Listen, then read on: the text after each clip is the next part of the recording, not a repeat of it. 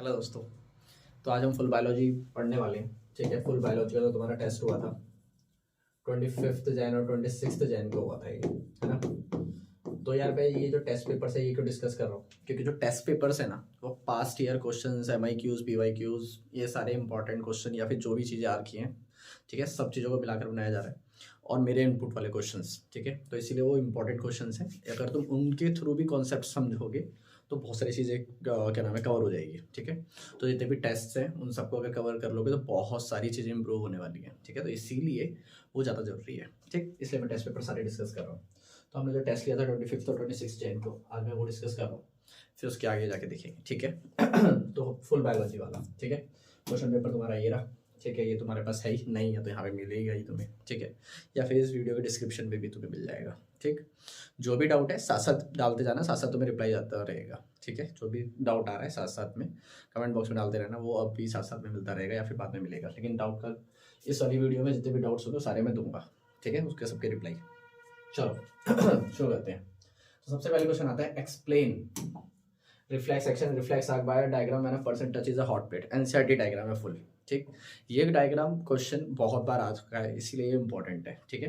लेकिन reflex action क्या होता है? रिफ्लेक्स एक्शन का सिंपल सा मतलब है अचानक से किया जाने वाला काम, और इसको कंट्रोल कौन करता है? इसको कंट्रोल करता है स्पाइनल कॉर्ड, क्योंकि ब्रेन क्या है, एक थिंकिंग बॉक्स है। कुछ भी काम करेगा तो सोच समझ के करेगा, लेकिन हमें क्विक रिस्पॉन्स चाहिए, तो इसको कहते हैं रिफ्लेक्स एक्शन या रिफ्लेक्स आर्क।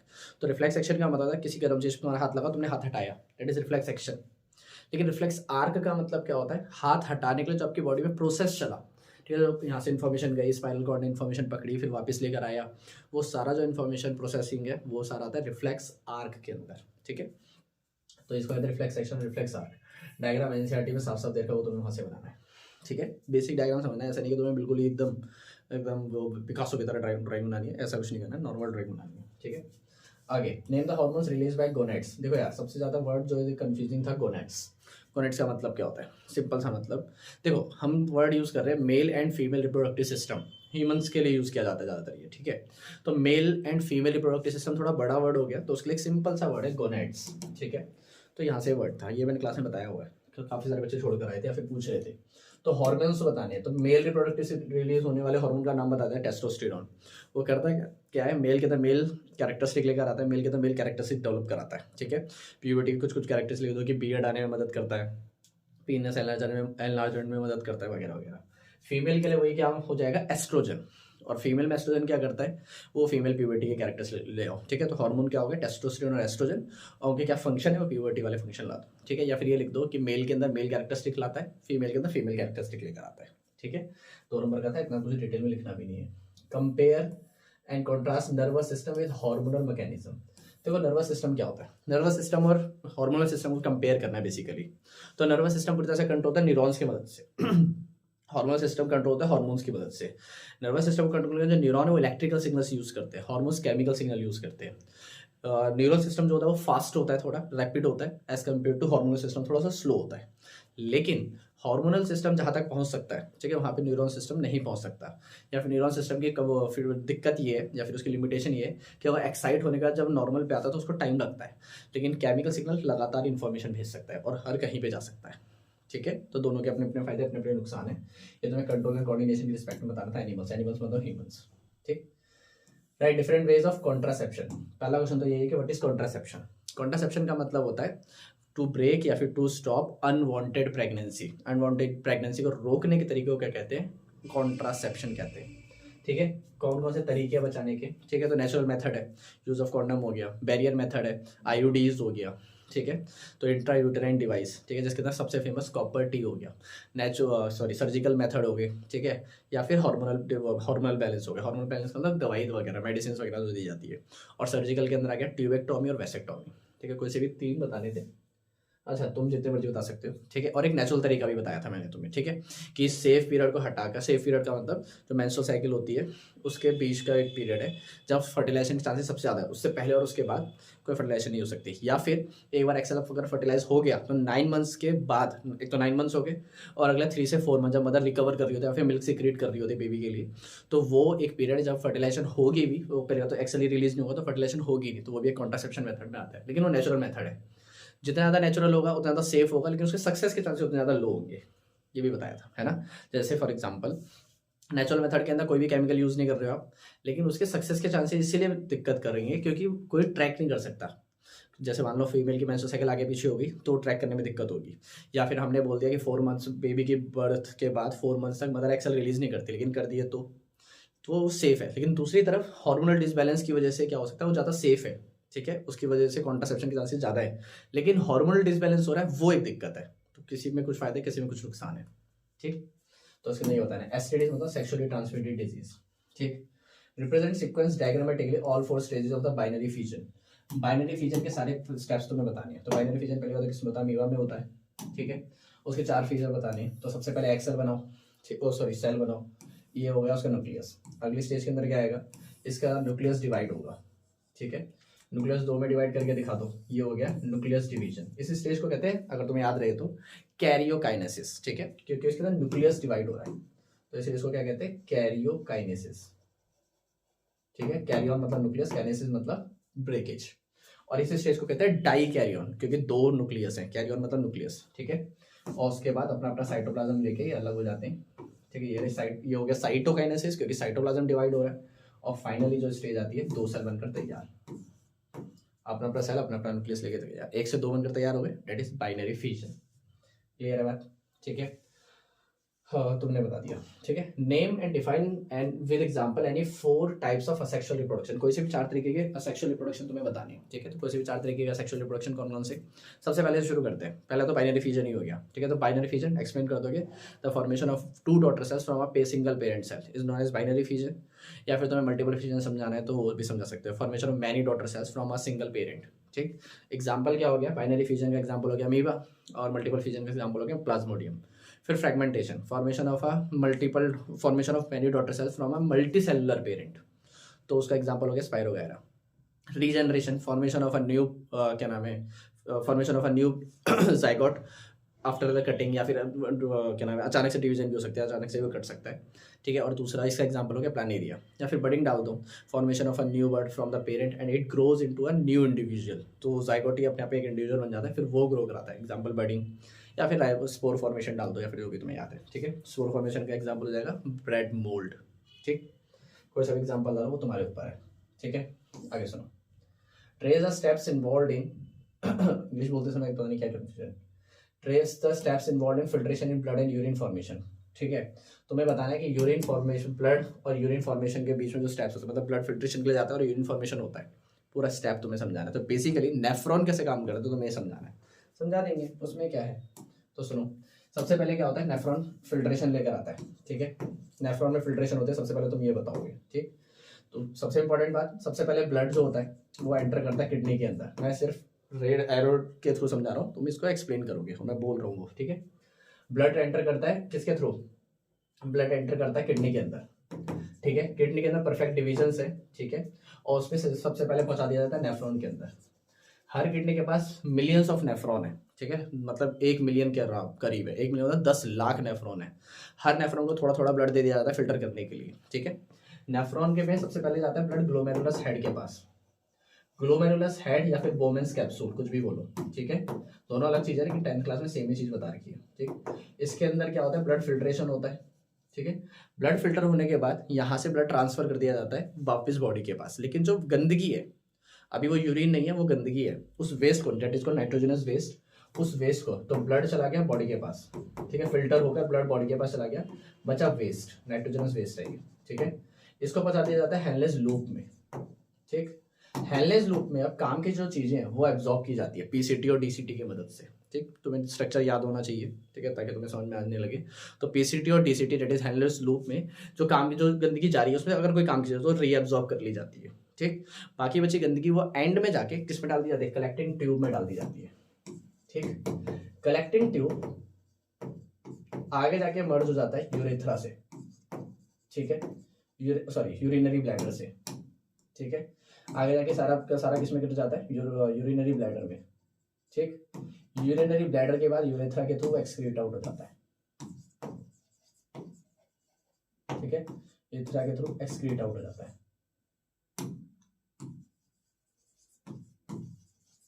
समझ में आया मैंने क्या बोला, ठीक है।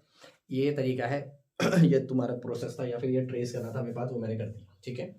तो अगर तुम्हें समझ में नहीं आएगा तो यहाँ से स्टार्ट, ठीक है। तो सबसे पहले ये, फिर ये, फिर ये, फिर ये, फिर ये।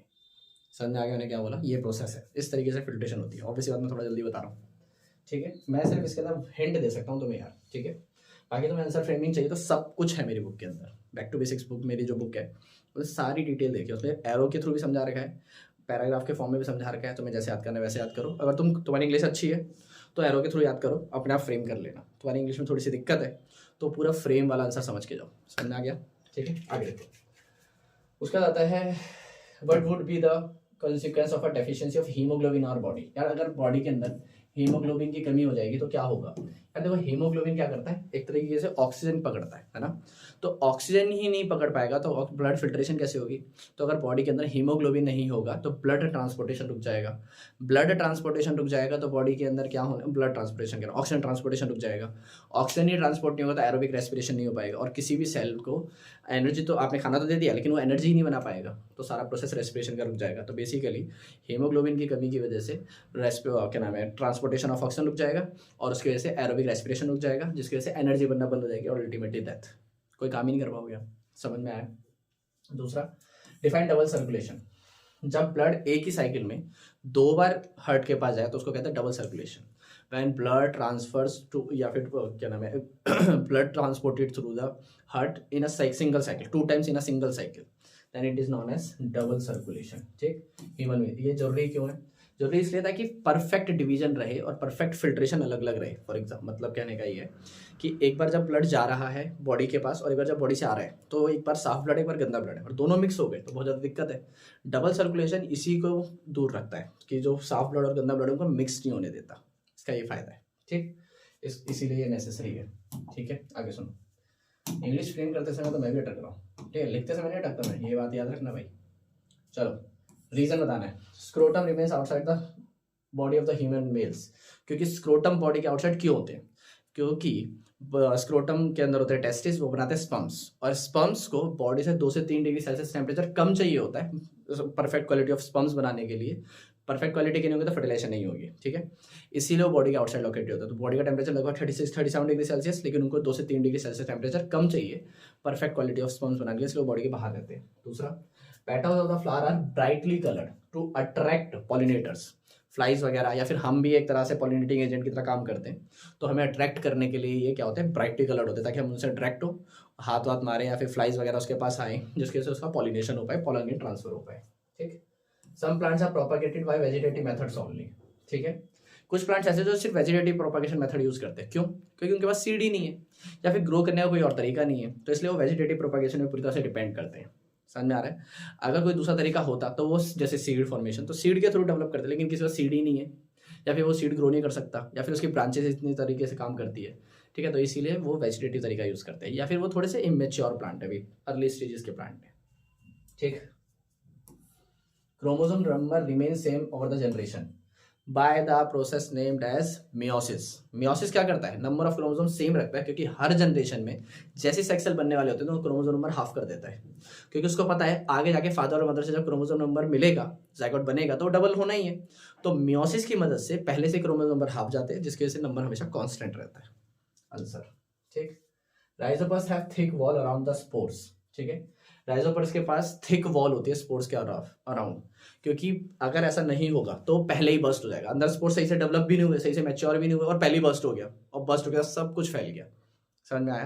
तो उसकी जो आउटर लेयर होती है राइजोपर्स की, ब्रेड मोल्ड की, वो थोड़ी तो थिक होती है, जिससे पूरी तरह से जब वो मैच्योर हो जाए तब वो बस्ट हो, जिससे कि काम भी आगे बढ़ पाए, और फिर वो उस तरीके का रिप्रोडक्शन है तो वो रिप्रोडक्शन कर पाए इस तरीके से, ठीक है। आगे सुनो, ये क्वेश्चन अच्छा है, इसको देखते हैं। A dominant tall plant with purple pod color, dominant tall plant with purple rod color was crossbred with recessive dwarf plant with white pod color, have 2800 progeny, name and state the number of progeny of each type will be produced in F2, ठीक है। अब एक चीज समझो जरा ध्यान से, बहुत बढ़िया क्वेश्चन है ये। Tall plant with purple pod colour, tall और पर्पल एक तरफ हो गए, ठीक, और इसको क्रॉस करा रहे हैं हम किससे? रिसेसिव ड्वार्फ, ड्वार्फ रिसेसिव और वाइट से, ठीक है। तो सिंपल सा लॉजिक है, अपने उस पे करते हैं हम, ठीक है। देखना जरा ध्यान से, टॉल प्लांट, टॉल और क्या है पर्पल कलर, ठीक है। तो दो कैरेक्टर ले रहे हैं हम, ठीक है, एक कलर और एक हाइट, ठीक है। टॉल, उस हाइट में टॉल हो गया तो दूसरी तरफ क्या होगा, ड्वार्फ होगा, और एक तरफ पॉड कलर पर्पल हो गया तो दूसरी तरफ क्या होगा, व्हाइट है। और इंपॉर्टेंट बात ये है कि ये दोनों डोमिनेंट है और ये दोनों रिसेसिव है। मुझे कैसे पता, क्वेश्चन में लिखा हुआ है साफ साफ, तुम्हें अच्छी तरह बताया हुआ है कि चलो हमने जब करा था तो हमने करा था कलर और शेप पे, है ना। तो कलर हम लेते थे येलो और ग्रीन, शेप लेते थे राउंड और क्या नाम है, रिंकल्ड, ठीक है। तो डोमिनेंट उसमें कौन होता था, उसमें येलो होता था और उसमें राउंड होता था। और मैंने तुम्हें रेशियो याद करना बताया था, 9:3:3:1 कब आता था। जब डोमिनेंट होते हैं तो 9 आता है, जब रिसेसिव होते हैं तो 1 आता है, और बाकी डोमिनेंट और रिसेसिव कॉम्बिनेशन में 3 और 3 आता है। सिंपल सा लॉजिक। F2 जनरेशन में इसमें निकालने की टेंशन ही नहीं है, सीधा मुझे पता है कि यहां से टॉल और यहां से मतलब डोमिनेंट दोनों तरफ से ले लो, ये पक्का 9 होंगे, ठीक है। ड्वार्फ और व्हाइट दोनों रिसेसिव है, ड्वार्फ और व्हाइट दोनों रिसेसिव है, पक्का ये 1 होंगे, पक्का क्लियर। अब इन दोनों का जो कॉम्बिनेशन है दैट इज टॉल और व्हाइट, टॉल एंड व्हाइट। दूसरा कॉम्बिनेशन क्या बचा, dwarf and purple, dwarf and purple, ये दोनों 3 होंगे, क्लियर है। टोटल प्लांट कितने हैं, 2800। तुम्हें याद है डाई हाइब्रिड क्रॉस में मैंने किससे डिवाइड करने के लिए बोला हुआ है, 16 से। मोनो हाइब्रिड हो तो जो भी टोटल नंबर ऑफ सीड्स दे रखे हैं उसको 4 से डिवाइड कर दो, इसके अंदर 2800 से 16 से डिवाइड कर दो, ठीक है। इसको 16 से डिवाइड करेंगे तो कितना आएगा, ये सिंपल डिवीजन करो, ठीक है, ज्यादा दिमाग नहीं लगाना है, ठीक है। कितना आएगा 700, ठीक है। इसको 4 से डिवाइड करोगे तो कितना आएगा 130, 25 और 0 150, ठीक है। तो ये 150 आ गया। अब हमसे पूछा क्या था, चलो दोबारा देखते हैं। हमसे पूछा था name the end state the progeny of each type बतानी है, सबका बताना है। तो इसको 150 से मल्टीप्लाई कर दो, ये आ जाएगा। इसको 150 से मल्टीप्लाई कर दो, ये आ जाएगा। इसको 150 से मल्टीप्लाई कर दो, ये आ जाएगा। और इसको 150 से मल्टीप्लाई कर दो, ये आ जाएगा। तो 150 इंटू 9 जितना भी आंसर आएगा वो तुम देख लेना भाई, ठीक है। 1350 कुछ आएगा, ठीक है। तो 1350 ये हो गए, 450 ये हो गए, 450 ये हो गए और 150 ये हो गए। सबको टोटल करोगे तो 2800 ही आएगा। बताओ समझ में आया कि नहीं आया, इजी है। तो भाई हमने क्रॉस भी नहीं करा, लेकिन मुझे पता है क्या जायगोट आने वाले हैं। ये तरीका तुम्हें बहुत इंपॉर्टेंट याद करना पड़ेगा कि डोमिनेंट सबसे ज्यादा होते हैं, रिसेसिव सबसे कम होते हैं, बाकी जो 2 कॉम्बिनेशन बनाओगे वो 3 होते हैं, खत्म। और जो भी टोटल नंबर देखा है डाई हाइब्रिड में उसको 16 से डिवाइड कर दो, मोनो हाइब्रिड होता तो 4 से डिवाइड करते, ठीक है। और जो भी नंबर आएगा उसको सॉल्व करना है। यहाँ पे जैसे 150 आया तो सारे रेशियो से एक करके मल्टीप्लाई कर दो, क्लियर है, बहुत आसान है वो, ठीक है। Define transpiration and how is it helpful. Transpiration क्या होता है, the loss of water from stomata is known as transpiration, ठीक है। स्टोमाटा से वाटर लॉस जो होता है उसको ट्रांसपिरेशन कहते हैं, क्लियर। इसका यूज क्या है, इससे प्लांट अपना टेम्परेचर रेगुलेट कर पाता है, इससे प्लांट फोटोसिंथेसिस कर पाता है, ठीक है। कितने बताने, कितने नंबर का है, 2 नंबर 3 नंबर का, 2 नंबर का है, बहुत है इतना, ठीक है। लेकिन इसके अलावा तुम और भी चीज बता सकते थे। Define exchange of gases in humans. Exchange of gases कैसे होता है, with the help of nose. और कैसे होता है, तो सिंपल सा लॉजिक है। एयर, ये भी मैंने एरो के थ्रू समझा रखा है, पैराग्राफ के थ्रू समझा रखा है, बुक में देख लेना, ठीक है। मैं बता रहा हूँ लेकिन अभी नोज के थ्रू एयर अंदर जाती है, नोस्ट्रिल्स के पास, यहाँ पे होता है ट्रैकिया, ट्रैकिया से ब्रोंकाई, ब्रोंकाई से ब्रोंकियोल, ठीक है। तो ट्रैकिया से ब्रोंकाई, ब्रोंकिया से और छोटी ट्यूब से ब्रोंकियल, और हर एक के एंड में एक बैग लाइक स्ट्रक्चर है that is known as alveoli, ठीक है। जैसे ही आप इनहेल करते हो तो सारी गैस एल्वियोली में भर जाती है, उसमें से डिफ्यूज आउट होती है सिर्फ एक गैस दैट इज ऑक्सीजन। उसके ठीक बाहर लंग्स के अंदर, लेकिन उसके एल्वियोलाई के ठीक बाहर ब्लड बैठा हुआ है, ब्लड के पास है आरबीसी, आरबीसी पे है हीमोग्लोबिन, हीमोग्लोबिन ऑक्सीजन को पकड़ता है, आरबीसी पे बैठता है और आरबीसी ब्लड की मदद से हर बॉडी सेल के पास पहुंच जाती है। वहां से वापस आते समय वो CO2 को पकड़ के लेकर आती है और वापस किसको पकड़ा देती है, सीधा जो गैस बची थी उसके डिफ्यूजन के थ्रू, एल्वियोलाई में डिफ्यूजन के थ्रू दोबारा कार्बन डाइऑक्साइड जाता है जो भी बॉडी से कलेक्ट हुआ है और सारा एक्सहेल आउट कर दिया जाता है। ये है एक्सचेंज ऑफ गैसेस का प्रोसेस, क्लियर है, खत्म। आगे define translocation in phloem. Translocation क्या होता है, ट्रांसलोकेशन का मतलब है transferring of food from source to sink. Source का मतलब जहाँ पे खाना बना दैट इज लीफ, और सिंक का मतलब जहाँ पे खाना यूज होगा, ठीक है, with the help of phloem pipe. लेकिन in return it uses ATP, बदले में वो एनर्जी लेता है। देखो फ्लोएम जब खाना ट्रांसपोर्ट करता है ना तो एनर्जी लेता है, ATP यूज करता है, लेकिन जब जाइलम पानी ट्रांसपोर्ट करता है तो वो कोई एनर्जी नहीं लेता। ये दोनों में डिफरेंस है मेन, ठीक है। Right photosynthesis steps involved in plants. 3 steps हैं, चैप्टर का पहला टॉपिक है ये, चैप्टर नंबर 5 का। सबसे पहले सनलाइट एब्जॉर्ब की जाती है। दूसरा स्टेप सनलाइट, पहले स्टेप में लिखोगे sunlight is absorb by the chlorophyll और क्लोरोप्लास्ट, जो भी बोल दो। Second step sunlight energy is converted into chemical energy and water is absorb through roots and split into hydrogen और ऑक्सीजन। थर्ड स्टेप में लिखोगे the carbon dioxide gets reduced into glucose. खत्म, तीन स्टेप, तीनों स्टेप खत्म, ठीक है। Why trachea do not collapse? Trachea collapse क्यों नहीं होता? Because it has rings of cartilage जो उसको हमेशा ओपन रखते हैं और कोलैप्स नहीं होने देते, बंद नहीं होने देते। क्लियर? आगे सुनो, ठीक है। Transpiration, loss of water from stomata is known as transpiration. Anaerobic respiration, anaerobic respiration the क्या नाम है, द कन्वर्जन या फिर the breakdown of glucose in absence of oxygen is known as anaerobic respiration. या फिर तुम प्रोडक्ट भी लिख सकते हो, एक नंबर का कुछ भी लिख सकते हो।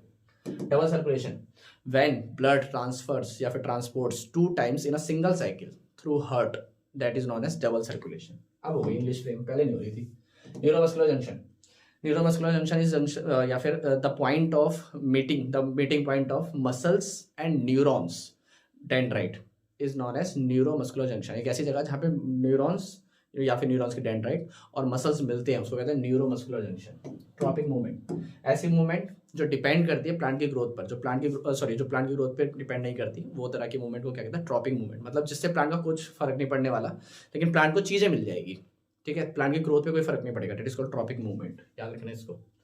Adrenal gland, adrenal gland releases adrenaline which is क्या नाम है, फियर एंड फ्लाइट हार्मोन। एक नंबर का है, जो तुम लिखना चाहते हो लिख सकते हो। एड्रेनालिन कहाँ पे होता है ये भी लिख सकते हो, किडनी के ऊपर रखा होता है। क्या रिलीज करता है ये भी लिख सकते हो, क्या काम करता है ये भी लिख सकते हो। एक नंबर का कुछ भी लिख सकते हो, ठीक। Germination, the formation of a plant from a seed under suitable condition is known as germination, ठीक है।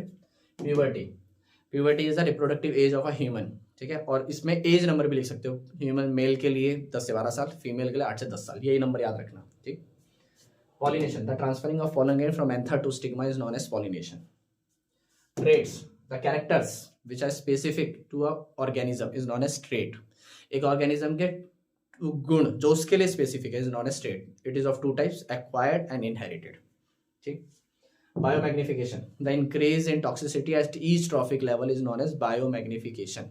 The increase in toxicity at each trophic level, ठीक। Trophic level is each step of a food chain या फिर each organism of a food chain belongs to a specific trophic level. कुछ भी लिखो definition, ठीक है, तुम्हें समझ में आना चाहिए। फूड चेन के हर एक स्टेप को क्या कहते हैं? ट्रॉफिक लेवल कहते हैं। मैंने ये भी डिफाइन कर दिया। या फिर हर स्टेप के ऑर्गेनिज्म जो आता है वो एक ट्रॉफिक लेवल को रिप्रेजेंट करता है, तुम ये भी लिख सकते हो।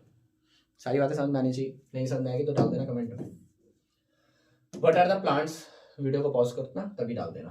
What are the plants hormones, ठीक है। प्लांट हार्मोन्स क्या होते हैं, ठीक है। देखो यार, अभी जो रिसेंट टेस्ट हुआ फुल सिलेबस वाला, उसके अंदर मैंने वर्ड दिया था प्लांट हार्मोन की जगह पे फाइटो हार्मोन। सब बोल रहे हो क्या है ये भाई? फाइटो हार्मोन मतलब प्लांट हार्मोन, दूसरा नाम। अब पिछले 2-3 सालों से एनसीईआरटी बहुत ज्यादा अल्टरनेटिव वर्ड्स यूज कर रही है। जैसे उनको बोलना होता है ड्रॉ द स्ट्रक्चर, ठीक है, तो वो सीधा इलेक्ट्रॉन डॉट स्ट्रक्चर, उसमें कंफ्यूजन। जैसे लास्ट ईयर क्वेश्चन आया, उनको लिम्फ लिखना था, उसने लिख दिया टिश्यू फ्लूइड, ठीक है। तो इस बार हर बार वो क्या कर रही है, नए वर्ड लेकर आ रही है, इसलिए प्लांट हार्मोन को phyto hormone, male and female reproductive system को गोनैड्स, ऐसे वर्ड तुम्हें याद करने पड़ेंगे, ठीक है। प्लांट हार्मोन क्या होते हैं? वो केमिकल कंपाउंड जो प्लांट को ग्रोथ में हेल्प करते हैं और कम से कम अमाउंट में रिलीज होते हैं। हार्मोन्स की डेफिनेशन ही है केमिकल्स जो कम से कम अमाउंट में रिलीज होते हैं। प्लांट हार्मोन, प्लांट के ऐसे हार्मोन जो कम अमाउंट में रिलीज होते हैं, तुम्हें डेफिनेशन ही बनानी, ठीक है। कौन सा प्लांट किस चीज के लिए रिस्पॉन्सिबल है, ठीक है। तो देखो याद करने का तरीका बताता हूँ। Growth of plant, G for growth, G for gibberellin, याद रहेगा। Promotion of cell division, C for cell division, C for cytokinin, कितना आसान है, ठीक है। इनहिबिशन तो नाम से ही पता है हमें, एब्सिसिक एसिड, काम रोकने वाला एक ही है केमिकल है, दैट इज एब्सिसिक एसिड, ठीक है। इलोंगेशन ऑफ सेल की ग्रोथ कराता है, जो टिप से बढ़ाएगा वही ग्रोथ कराएगा, और टिप पर कौन होता है? एक ही हार्मोन अपना, ऑक्सिन। याद हुए सारे? आसान है। बाकी सारे जो हार्मोन के बारे में और डिटेल है वो मेरी बुक में दोबारा वो लिखी हुई है। List any 4 reasons for vegetative propagation being practiced in the growth of some of the plants.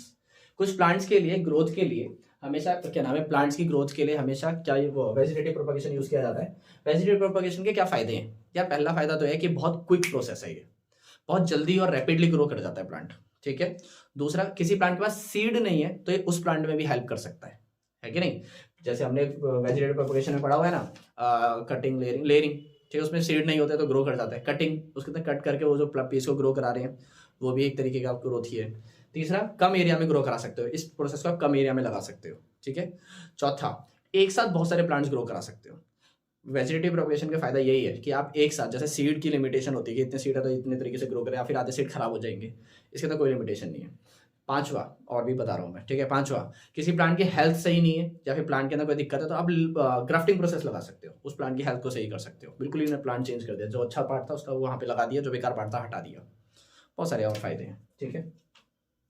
अब आती है list to examples of each. देखो यार, ये ना मैं तुम्हें भेज दूंगा, ठीक है, तुम्हें याद करना है, अभी के लिए मैं बता रहा हूँ, ठीक है, मैं तुम्हें भेज दूंगा, ये तुम्हें याद करने हैं एग्जैक्टली, ये बहुत इंपॉर्टेंट बात है। समझ आ रहा है मैं क्या बोल रहा हूँ? जैसे फॉर एग्जाम्पल मोनोकोटिलेडोनस प्लांट है, ठीक है, मोनोकोटिलेडोनस प्लांट के लिए तुम्हें याद करना पड़ेगा, ठीक है। इसके लिए याद रख लो, कॉर्न प्लांट हो गया, कौन जानता है, मक्का, ठीक है, या फिर कोकोनट हो गया, ठीक है, नीम हो गया। मैं इसके नाम वैसे तुम्हें भेजूंगा ताकि तुम्हें ये चीजें याद रहे। समझ आ रहा है मैं क्या बोल रहा हूँ? डाइकोटिलेडोनस के अंदर पी प्लांट हो गया, पी प्लांट हमने पढ़ा, पाइसम सताइवम, ठीक है। इसके अंदर एक और है, रोज हो गया, ठीक, ये प्लांट हो गए। समझ आ रहा है मैं क्या बोल रहा हूँ? यूनिसेक्सुअल फ्लावर के अंदर क्या हो गया, पपाया हो गया, ठीक है, पपाया तो तुम याद कर ही सकते हो यार। समझ आ रहा है क्या बोल रहा हूँ? ठीक है, अगर ये भी याद नहीं होगा तो दिक्कत होगी भाई साहब, ठीक है। और मक्का, सॉरी मक्का तो ये हो गया, ठीक है, मेज, बाजरा, मेज हो गया, ठीक है, तो यहाँ पर ये हो गया। बाइसेक्सुअल प्लांट के अंदर सबसे फेमस हिबिस्कस, चाइना रोज, ठीक है, हिबिस्कस हो गया, यहाँ तक समझ में आ रहा है, ठीक है।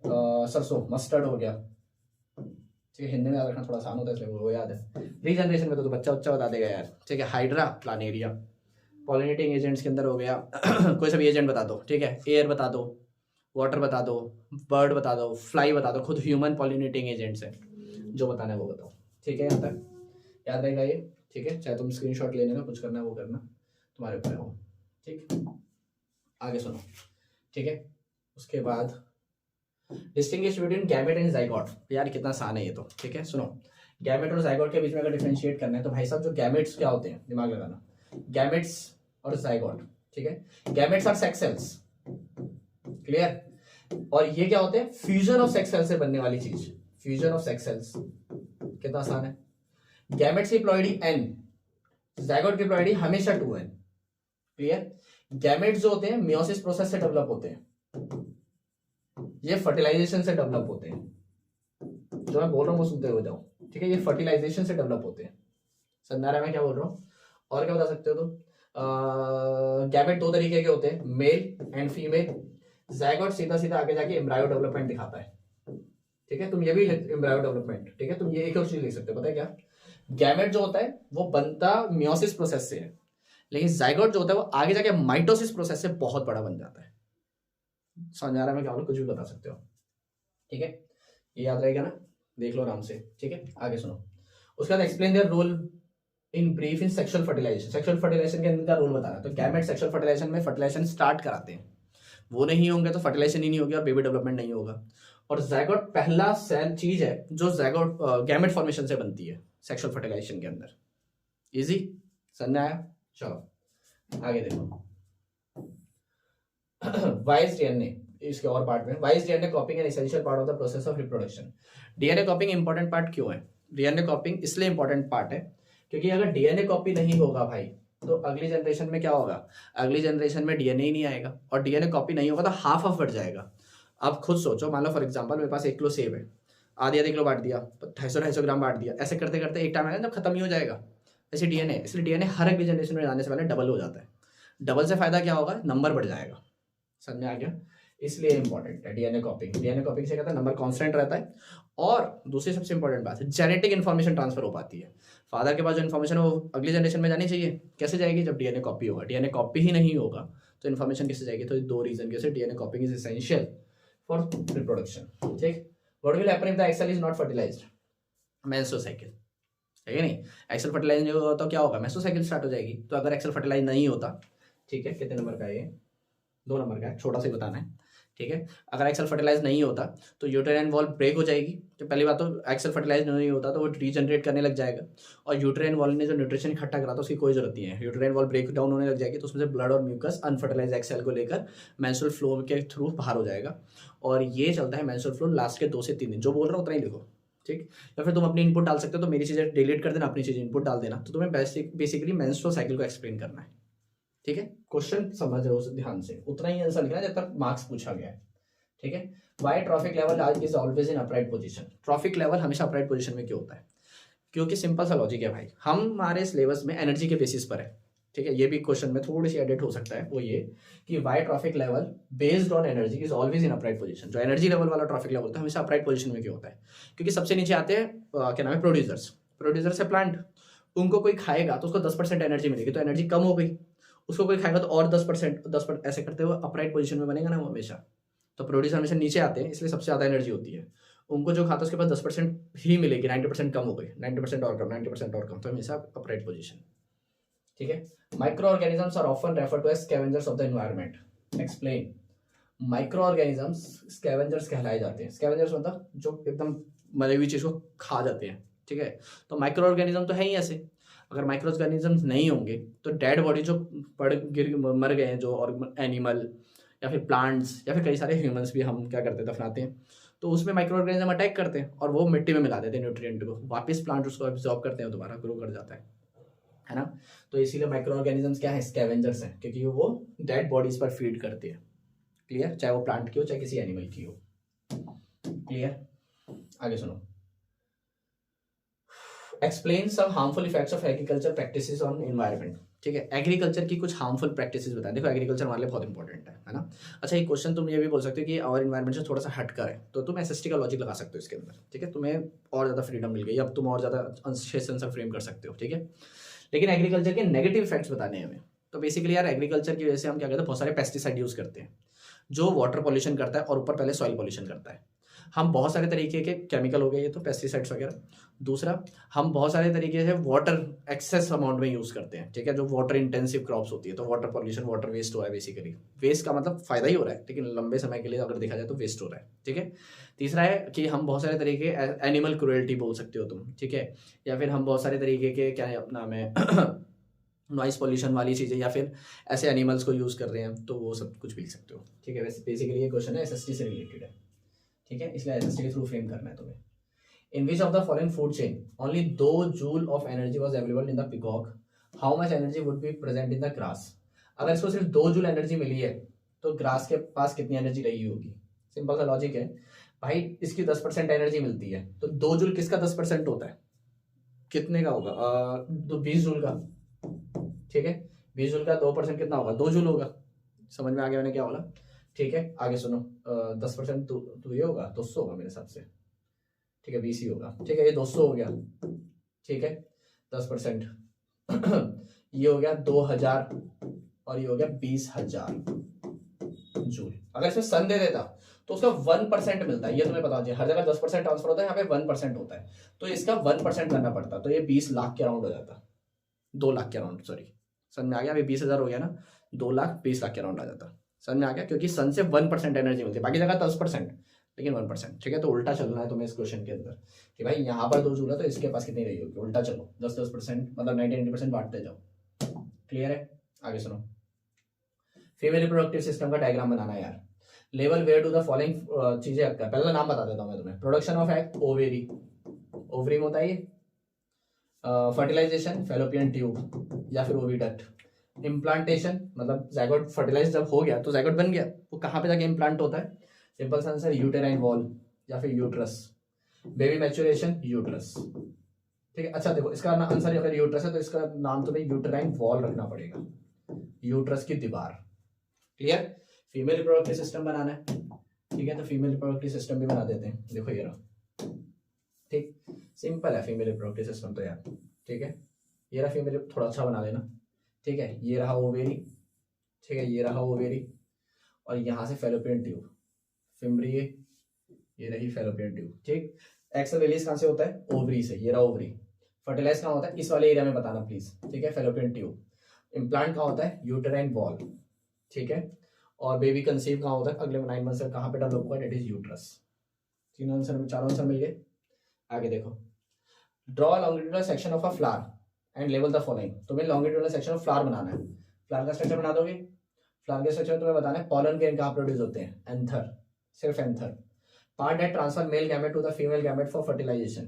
Part that transfer male gamete to the, अच्छा मेल गैमेट से मेल गैमेट जब गिर गया तो कौन सा पार्ट है जो फीमेल गैमेट तक पहुंचाता है उसको, डेट इज स्टाइल। तो स्टिग्मा पे गिरता है, स्टाइल वहां तक पहुंचाता है, ओवरी तक। ठीक। Part that is sticky to trap pollen grain, stigma. Stigma sticky होता है ना, जैसे पॉलन ग्रेन गिरे तो उड़ ना जाए, चिपका लेता है वो, sticky and, so stigma.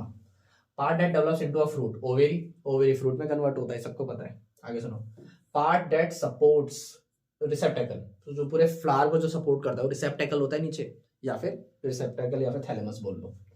Part that is of different colours in flower, petal. Petal तो अलग अलग कलर के होते हैं, है ना, पत्तियां। ठीक है, आगे सुनो जरा ध्यान से। क्लियर हो रहा है? ठीक है, इसका भी स्ट्रक्चर बना लेते हैं। इसका स्ट्रक्चर कुछ ही रहा। ठीक है, तो सुनो, सबसे पहले बेस जो सबको सपोर्ट करता है, इसी का नाम है रिसेप्टेकल। इसके ऊपर रखा हुआ है female reproductive system, stigma style ovary, ये हो गया एंथर। ठीक, फिर यहाँ पर आता है कलरफुल पार्ट। कलरफुल पार्ट थोड़ा कलरफुल बना देते हैं, चलो इसको बनाते हैं इससे। ठीक है, ये हो गया कलरफुल पार्ट। ठीक है, और नीचे पेटल्स हो गए, सॉरी सेपल्स, जो ग्रीन कलर के होता है थोड़ा बहुत फोटोसिंथेसिस करने के लिए। तो अगर वो बोल देता फोटोसिंथेसिस करने के लिए तो ये हो जाता आंसर। ठीक है, अभी उसने पूछा मेल गैमेट कहाँ बनते हैं। ठीक है, मेल गैमेट बनते हैं इसके अंदर, एंथर के अंदर। ये एंथर है और ये फिलामेंट है, तुम्हें पता ही है। ठीक, कलरफुल क्या होता है, पेटल्स। फोटोसिंथेसिस में कौन मदद करता है, सेपल्स। पूछा नहीं है लेकिन। फ्रूट कौन बनता है, ओवेरी। फर्टिलाइजेशन कहाँ होती है, ओव्यूल। वो जगह कौन सी है जो लेकर जाते हैं, तो स्टाइल है वो, यहीं से तो पॉलन ट्यूब बनती है, ऐसे करके बनती है कि नहीं, तो स्टाइल। ठीक है, जो स्टिकी होता है जहां पे पॉलन ग्रेन आके गिरता है वो स्टिग्मा। जो पूरे फ्लावर को सपोर्ट कर रहा है डेट इज रिसेप्टेकल। ये रहा, ये पूरा रिसेप्टेकल बोलो या फिर थैलेमस बोलो। बताओ समझ में आया कि नहीं आया? इजी। चलो, मेंडल, ये वाले क्वेश्चन में बहुत सारे को दिक्कत है, इसको समझ लेना, आराम से समझ में आ जाएगा। Mendel experimented on P plant and found that paired P traits were either dominant और रिसेसिव। मेंडल ने एक्सपेरिमेंट करा पी प्लांट पर और ये देखा कि पेयर्ड पी ट्रेट जो होते हैं वो या तो रिसेसिव या तो डोमिनेंट है। When pure breed parent were cross bred, dominant traits were always seen in the progeny. सही बात है। Whereas recessive traits are were hidden until the first generation. कह रहे जब प्योर प्लांट को क्रॉस कराया, प्योर टॉल प्योर डॉफ को, तो जब प्योर टॉल था वो जब क्रॉस करता था तो F1 जनरेशन में प्योर टॉल ही दिखाई, मतलब जो डोमिनेंट होता था वही दिखाई देता था, लेकिन रिसेसिव नहीं दिखाई देता था F1 जनरेशन तक। लेकिन उसके बाद क्या, जब उनको सेल्फ पॉलिनेट कराते थे तो क्या होता था, सिंपल सा logic, will all the organism from a cross between two homozygous dominant organism would have the same phenotype. थोड़ा समझना पड़ेगा, थोड़ा दिमाग लगाना पड़ेगा। were left to self-pollinate, ठीक है। Will all the organisms from a cross between two homozygous dominant organisms, दो homozygous dominant organism है, would have the same phenotype? नहीं, गलत बात। पहली बात तो दो homozygous dominant को क्रॉस कराओगे तो सेम फिनोटाइप निकल कर आएगी, अगर दोनों डोमिनेंट है तो। ठीक है, फॉर एग्जांपल ये ऐसा कुछ बोलना चाहता है कि कैपिटल टी को कैपिटल टी से क्रॉस करा दो, सॉरी ठीक है, कैपिटल टी को कैपिटल टी से क्रॉस करा दो तो भाई टॉली निकल कर आएगा, तब तो कोई दिक्कत ही नहीं है। ठीक है, लेकिन इस क्वेश्चन को मेरे को थोड़ा समझना पड़ेगा। ठीक है, will all the organism from a cross between two homozygous dominant, ये होमोजाइगस भी है डोमिनेंट भी है, यही बोल रहे हैं वैसे, लेकिन ऐसा होता नहीं है। ठीक है, but as the same phenotype, बिल्कुल सही बात है, सेम फिनोटाइप होगी। Yes, what proportion of offspring from B would be capital, अरे ये तो बहुत आसान है यार। ठीक है, कह रहा है कैपिटल बी को क्रॉस कराया कैपिटल बी स्मॉल बी से, तो ये कैपिटल बी वाले क्रॉस से निकल कर आएंगे, मोनोहाइब्रिड क्रॉस, पहला दूसरा। इसमें क्या करना है, capital B capital B capital B capital B capital B capital B capital B small b, 3 निकल कर आए। कितने प्रोपोर्शन, 3:1 का रेशियो, तो कैपिटल बी 75%। क्लियर? ठीक है, 75% लिखो या 3:1 में 3 मार्क कर देना, ये निकल कर आएंगे।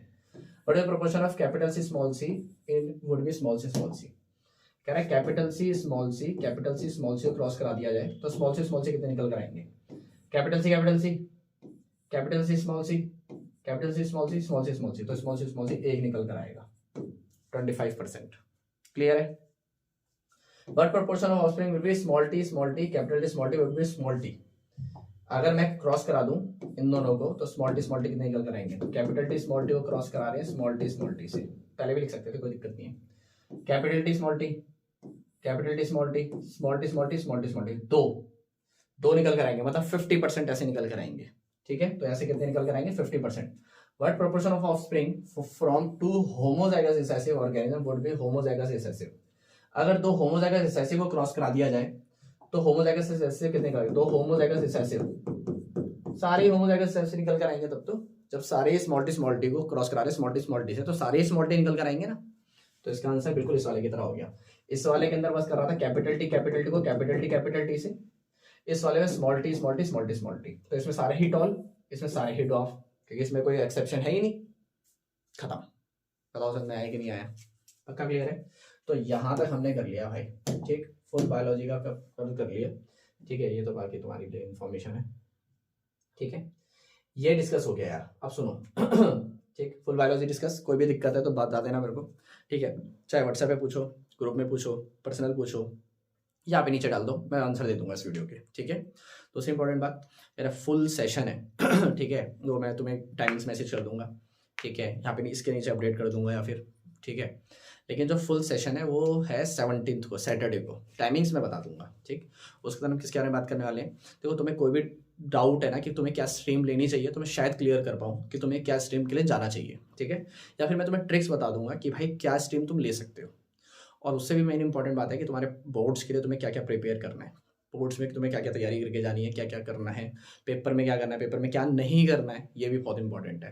क्योंकि बोर्ड्स के अंदर तुम जैसे कल के टेस्ट में मैंने सुनाया भी था एक बच्चे को, तो उसने क्या करा कि आपको आगे का आंसर तो पता ही होगा, प्लीज़ ये मत लिख देना भाई, उसमें नाम तक लिखना अलाउड नहीं है, तो तुमको आप ही ने क्वेश्चन बनाया, आपको तो पता ही होगा, ये मत कर देना प्लीज़। ठीक है, तो ये बहुत दिक्कत करने वाला है। ठीक, तो इसीलिए ये सारी चीज़ें क्या करना है क्या नहीं करना वो, और उससे ज़्यादा इम्पोर्टेंट तुम्हारा कि ये तुम आगे क्या चूज़ करने वाले हो, क्योंकि इस बार 2 बार बोर्ड्स होने वाले हैं आगे 11th-12th में मतलब। और सब्जेक्ट कॉम्बिनेशन स्कूल्स वाले अलाउ कर रहे हैं क्योंकि नया एजुकेशन पॉलिसी के थ्रू, तो तुम्हें क्या क्या कॉम्बिनेशन लेने चाहिए, क्या क्या नहीं लेने चाहिए, क्योंकि आगे जाके क्या हेल्प करेगा क्या नहीं करेगा वो सब हम डिस्कस करेंगे। और उसके बाद मैं 10th क्लास का सेशन ऑफिशियली कंक्लूड कर दूंगा। लेकिन अभी फुल केमिस्ट्री बचा हुआ है, मैं उसकी वीडियो अपलोड कर दूंगा। ठीक है, चलो बाय बाय, मिलते हैं। ठीक है, किसी को कोई डाउट हो तो बता देना, कहीं पे भी पूछ सकते हो, लेकिन प्लीज़ डाउट पूछो और ख़त्म करो। Bye bye.